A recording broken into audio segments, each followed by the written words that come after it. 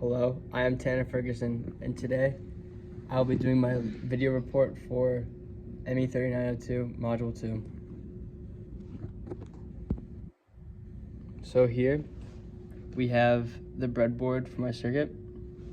It is the same setup as the one shown in Canvas for the Raspberry Pi Pico W, but the only difference that I made is I've switched the direction of the sensor and switch the direction of the input pins here. So that means that the VCC pin and ground pin are swapped and the trig and echo pin are now swapped.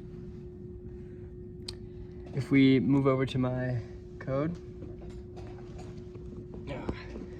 you will see, hopefully you can see at least, that I have edited my calibration equation, or created a new one based off of the data that I collected from the previous trials as seen here. And I then compiled this data into these graphs. And I found a trend line given by the Excel's automatic function. And one of the things I found that was interesting up in the lab was, in my sensor in particular, was that if I show you the data again real quick, several times I would get the exact same results even though I changed the distance by 1 centimeter. And personally, I think that there must be some kind of error with my sensor before calibration. But let's go more into the code. So if we look at the code here, so up here we're just importing previous libraries that we created. The machine allows us, and pin library allow us to associate different pins on the board to allow them to interact with the sensors. So first we set up our constant, our 34,000 centimeters per second for our speed of sound. And I'm assuming that the temperature is 70 degrees Fahrenheit. So for the delay, we have a quarter second delay, and that's shown right here. So if I run the code, you'll see that the LED turns on and off at the speed that we set at number 2. Stop it. Then we are using, we're using pin GP14, GP15 for the trigger and echo pin.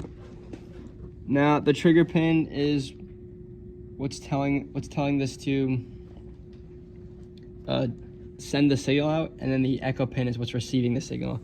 So one of these is sending a signal out, it's bouncing off and then being received. So being received by the other one. So those are the two inputs. So that's our output and our input.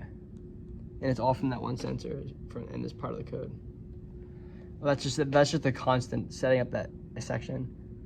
And then this is what turns the LED on and off. So right here, we create a function, and this is what gets the sensor reading, and it prints it out as well. This is where our calibration equation takes place.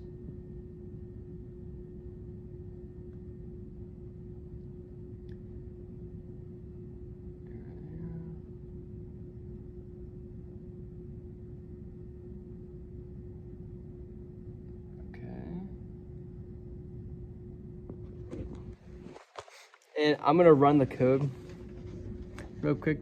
I want to show you. I was playing around with it a little bit and trying to fix my issue, but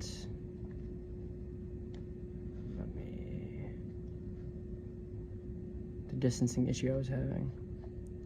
So I'm going to run it. So we're gonna start at 10 centimeters.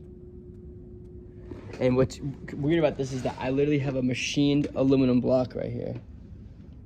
And I have it pushed up against this supposedly precise ruler.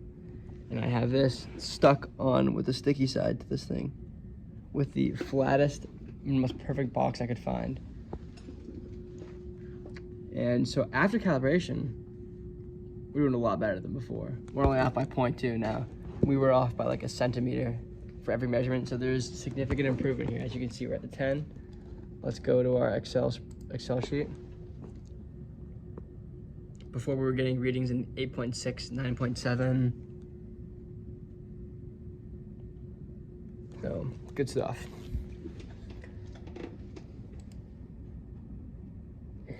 And let's see if our issue still occurs.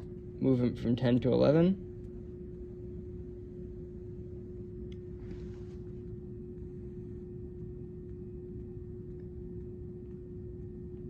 We're still getting the issue somewhat, as you can see. So I've moved it a whole centimeter back, but it's still registering that 10.2 value, 10.224 repeatedly over and over again. That might have something to do with wave interference from the sensor, or just faulty sensor. I talked to other people, they were not having that issue, but this is what I've come to. It's doing a lot better than before, though, I will say, because it's actually registering a different value now when it does spike. Let's try 12, and then afterwards I will try a larger value.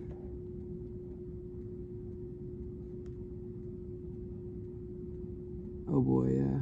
See, it's still, what happens is every time I increment by 1 centimeter, it will register the same value as before. So every time I go up 2 centimeters, like it's what I found for my sensor specifically, no one else has had this issue that I talked to.